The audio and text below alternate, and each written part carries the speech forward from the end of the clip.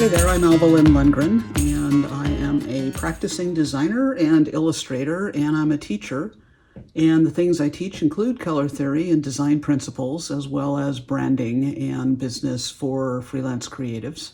One of the things about color is that what we see is relative. In other words, we see color in relationship to other color. So any color is going to be affected by colors that are surrounding it.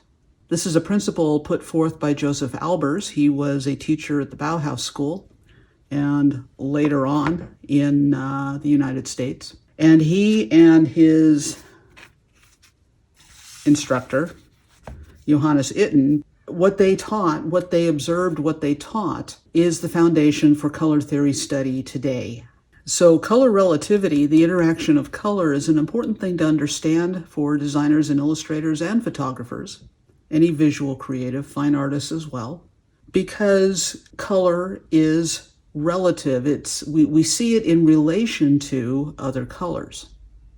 And that is true for all human beings. So let's take a look at what this means. I have a random grouping of color chips here. They are of various saturation levels, various hues. Some are tints, some are shades, some are tones. They're different values. So these are lighter values. These are darker values, and these are kind of in the middle value-wise. So value is the lightness or darkness of a color. Every color has a value relationship. We're going to work with these because these are kind of middle value. And I want to show you something. And you can do this at home with paint chips that you would get from a paint store or a home improvement store.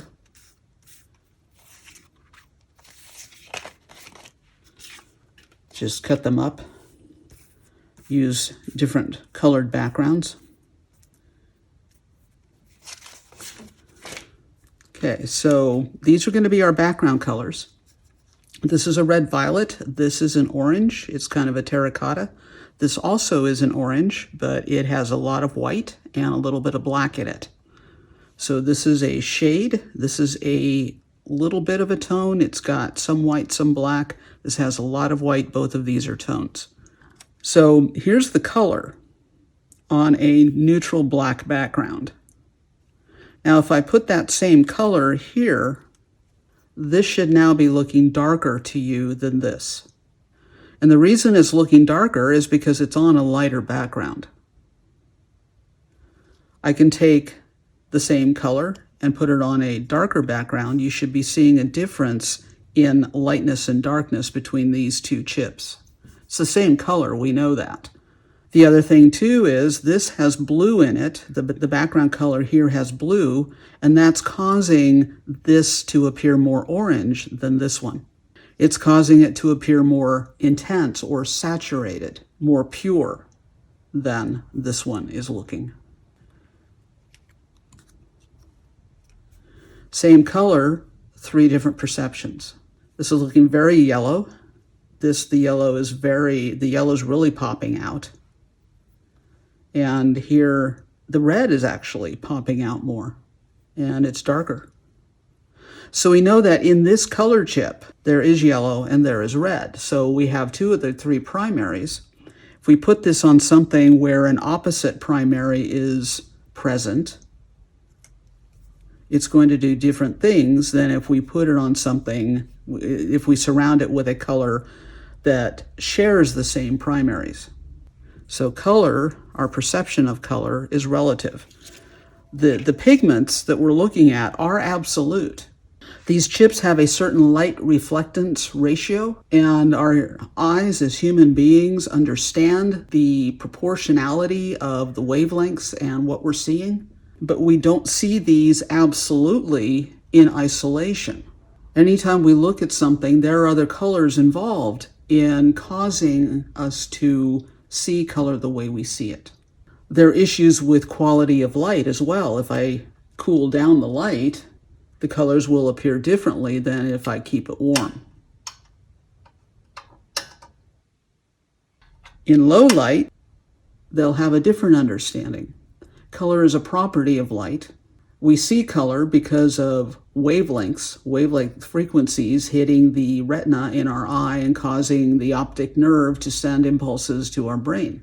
Color itself is a perception.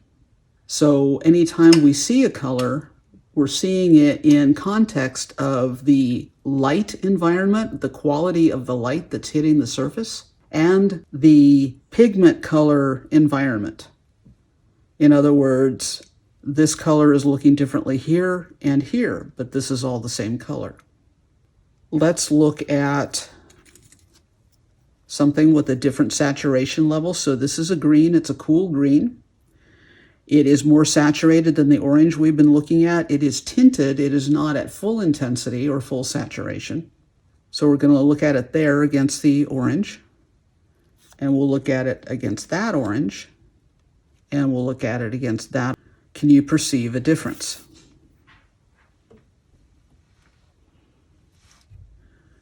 This should be looking more intense. These two should be looking more intense than this. The reason is that there's blue in the green, there's blue in the red-violet. There's no blue in the orange here, and there's no blue in the orange here. So because there's no blue in either of these background colors, what's happening is, by virtue of simultaneous contrast, the opposing colors, the opposite colors, are causing a visual increase in intensity, but the actual physical saturation of the color is not being affected. This should be looking lighter because it's on a darker background. It should be looking a little yellower because the blue and the red in this are pushing this toward yellow, the opposite primary. On the orange, because there's yellow in the orange, this should be appearing a little bluer. This definitely is going to shift more toward blue. See, with color relativity, the idea is that colors will shift and they will kind of push and pull and play kind of a duck, duck, goose type of game around the 12-hue circle. And they will push and pull toward or away any of the three primaries. Green is a secondary hue containing both yellow and blue, those two primaries. Orange is a secondary hue. Red-violet is a tertiary hue. Red-violet contains red and blue, those two primaries. Orange contains red and yellow. So the background color is going to affect, or the surrounding colors are going to affect the appearance, our visual perception of color. This is very important to understand because if you want to make a color pop, you're not going to put it on a color that is analogous. So if you want an orange to pop, you're going to put it on an opposing color, or you're going to surround it with opposing color.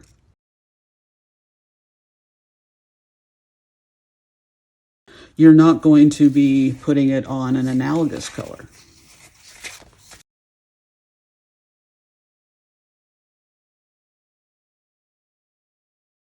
This is looking darker because of the lighter value of the background.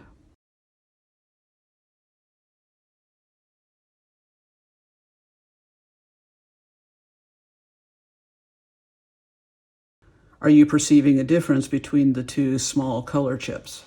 What differences do you see in terms of hue, in terms of value, and in terms of intensity?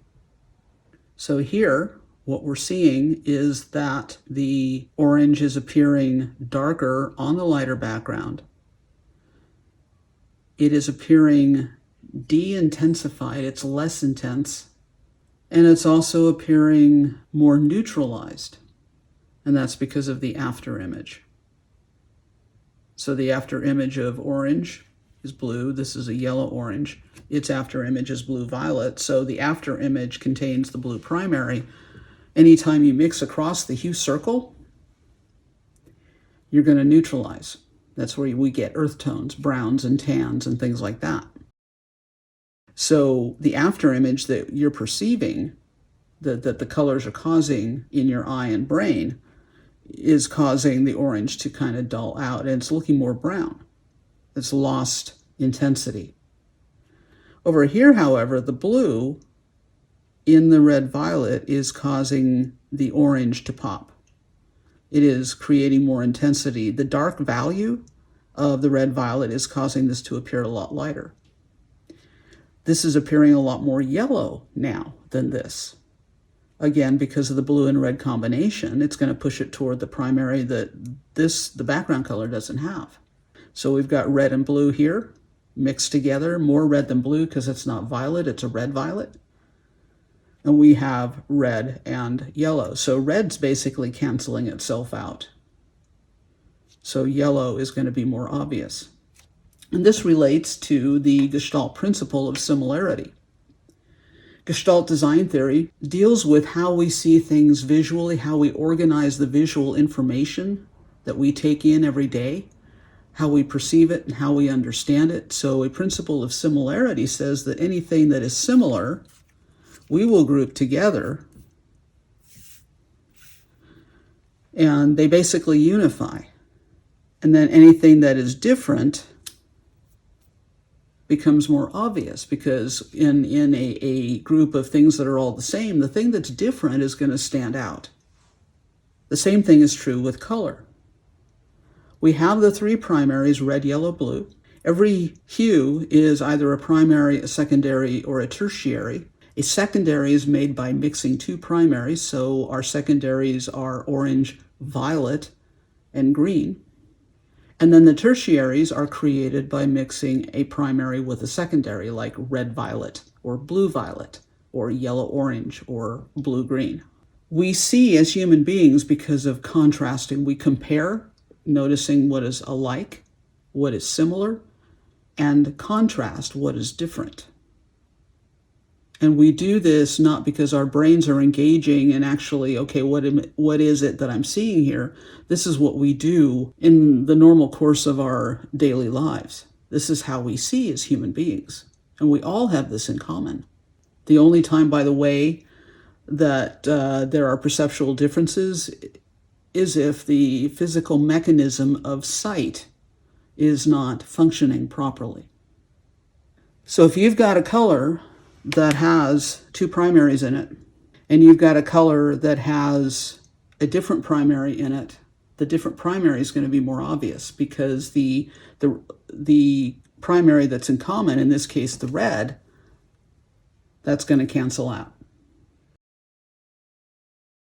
When colors are more intense, such as the green, it is harder for the background colors to affect. They still have an effect, but it becomes more difficult. It's not as obvious.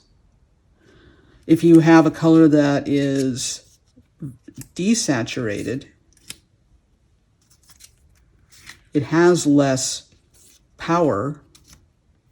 It's going to get pushed around more easily. So we'll look at one more example.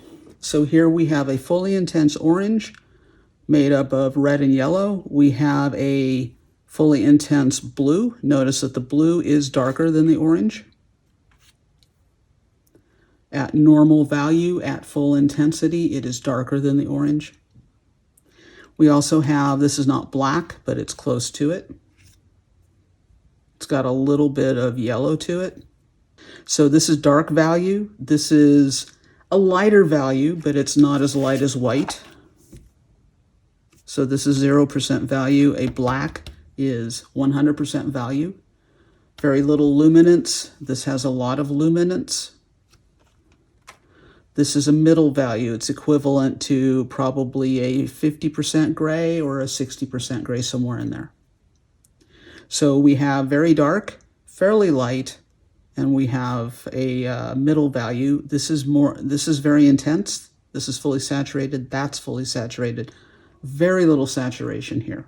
So let's look at, by the way, the orange and the blue are complements. They are direct opposites. So blue and red and yellow, the three primaries. So this is a tinted red, also known as a pink. It's slightly warm. It's not a magenta red. It is more almost a bubblegum kind of color. It is a warmer red. So let's place that there. there, and there. So what are you perceiving? What do you see?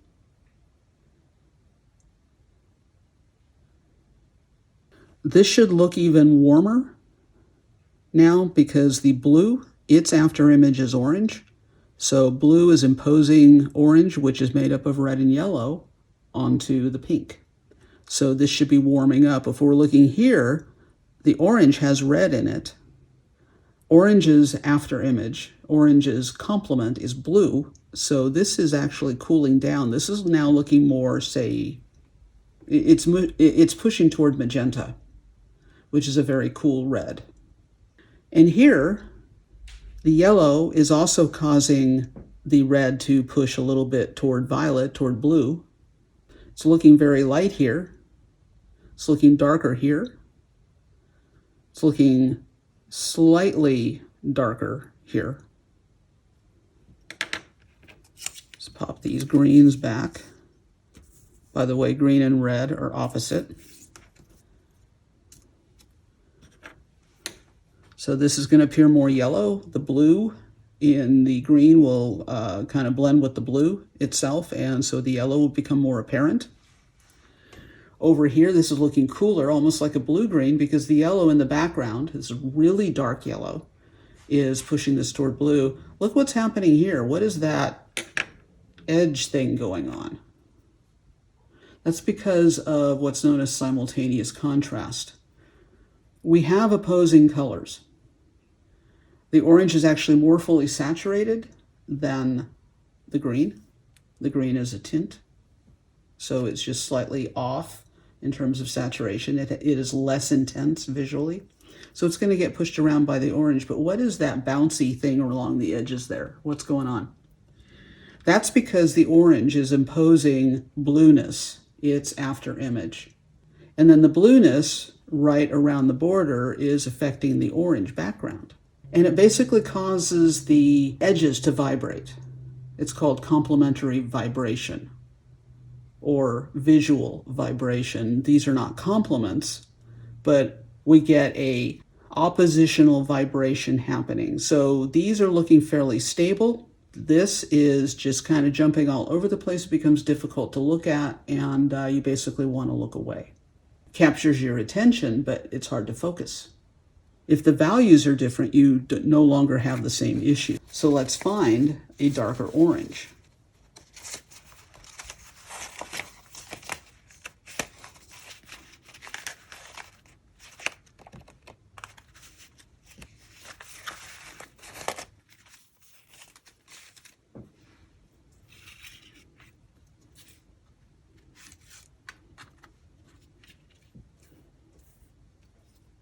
So when you change the value, this becomes less apparent. It's still happening. We're just not perceiving it as easily. So you can make these comparisons on your own. You can do it with color sample cards that you'd get from a paint store. You can paint color swatches and then slice and dice them. What I used mostly for this demonstration are color aid papers, and I've linked to these in the description for this video. If you want to see more videos about color, be sure to subscribe and hit the bell so that you'll be notified when new content is uploaded.